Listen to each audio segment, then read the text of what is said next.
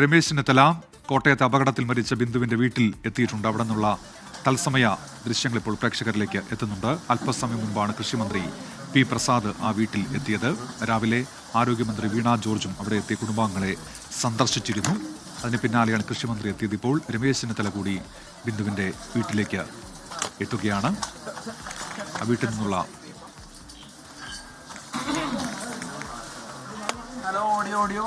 തത്സമയ രമേശ് ചെന്നിത്തല ഇപ്പോൾ ബിന്ദുവിന്റെ വീട്ടിലെത്തിയിരിക്കുകയാണ്. അവിടെ നിന്നുള്ള ദൃശ്യങ്ങളാണ്. പയ്യസ് അഭിനന്ദ് വിവരങ്ങളുമായി ചേരുന്നുണ്ട്. അഭിനന്ദ്, പറയൂ.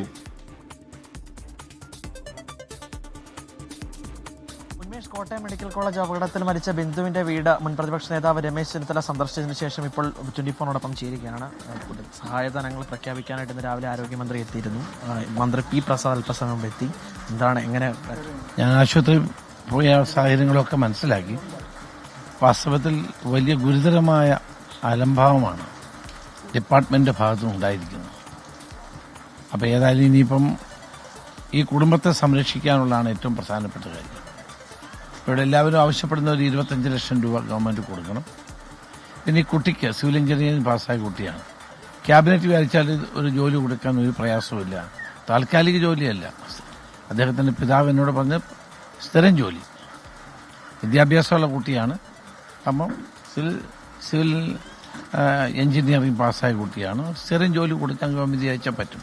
പിന്നെ ഒരു കുടുംബത്തിന്റെ ഈ വീട് നന്നായി കൊടുക്കുക. ഈ 2-3 കാര്യങ്ങൾ അടിയന്തരമായി ഗവൺമെന്റ് ചെയ്യണം. ഗവൺമെന്റ് ചെയ്യുമോ നോക്കട്ടെ, ഇല്ലെങ്കിൽ ഞങ്ങൾ നോക്കും. അതെ, ആരോഗ്യമന്ത്രി ഇവിടെ വന്നത് നാട്ടുകാർ ആരും അറിയാതല്ലേ വന്നേ. അവർ പേടിച്ചല്ലേ വന്നുകൊണ്ടിരിക്കുന്നത്. അപ്പൊ തെറ്റ് ചെയ്താലല്ലേ പേടിക്കണ്ടേ, അല്ലാത്തവർ പേടിക്കേണ്ട കാര്യമില്ലല്ലോ. ഇവിടുത്തെ കൊണ്ട് ഇതുകൊണ്ട് മാത്രമല്ലോ കേരളത്തിലെ ആരോഗ്യ മേഖല മുഴുവൻ തകർന്നു. നാഥനില്ല കളരിയാണ്. ഒരു ആശുപത്രി പോയാലും പാവങ്ങൾക്ക് ഒരു ചികിത്സയില്ല. ആരാ സർക്കാർ ആശുപത്രി പോയാലും പാവങ്ങളല്ലേ. അല്ലാത്തവർക്ക് അമേരിക്കയിൽ പോയി ചികിത്സിക്കാം, അല്ലെങ്കിൽ ലണ്ടനിൽ പോയി ചികിത്സിക്കാം. ഇവിടെ